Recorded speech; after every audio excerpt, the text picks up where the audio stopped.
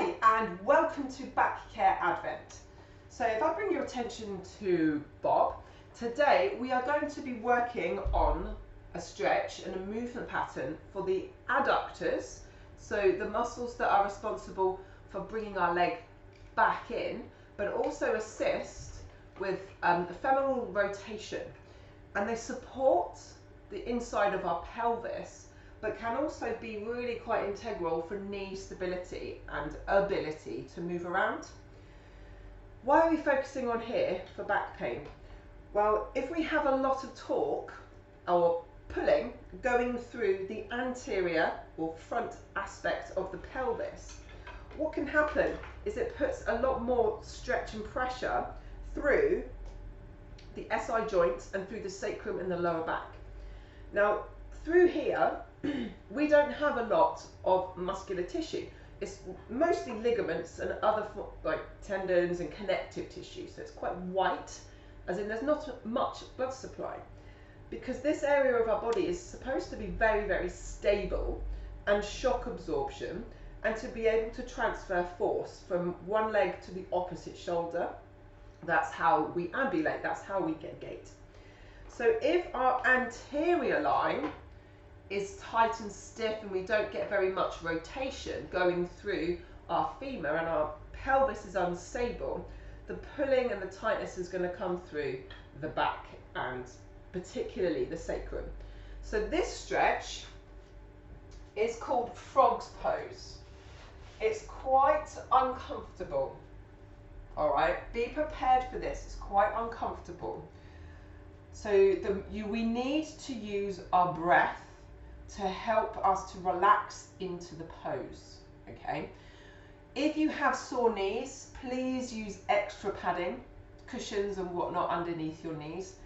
Definitely don't do this on a hard floor. You are always going to need to have padding there. Okay, let's get on with this. So we're going to come down onto our knees, and we're going to take our knees out wide.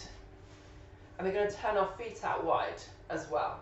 So if you were to look at me from above, I would look like a frog, hence why it's called frog's pose.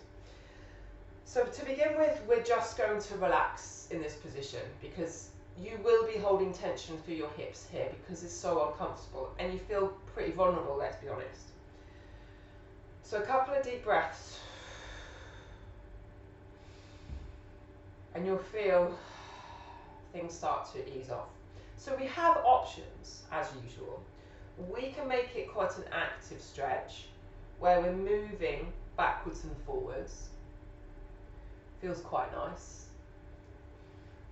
We can take it low, coming down into our forearms, and we can push back into the point of stretch, hold there for a moment, and then relax off, and repeat multiple times. We can do what's called an active stretch, where we're going to press our knees into the floor. So you're going to push down into the floor for about 10 seconds. And then as you relax, you'll notice that your knees can move a little bit further apart. And then again, rest for the same amount of time. And then press for 10 seconds. And then release. And you'll notice that your knees can move out, rocking backwards and forwards. So the longer that you stay in this position, the more comfortable you become with it, as comfortable as you can be anyway. To get out of the position safely, bring your feet together first, and then you can ease your knees into position. Okay, and then rest. It's a very good idea after doing that stretch, because it's really quite advanced and it's a big movement, to do something in the counter movement so that it doesn't feel so awful. So the counter movement for frog's pose, or one of them, is to do a 90-90, to just let your legs move and feel a little bit freer. And you'll notice there, almost immediately, how different your back feels, and that your inner thigh feels completely different.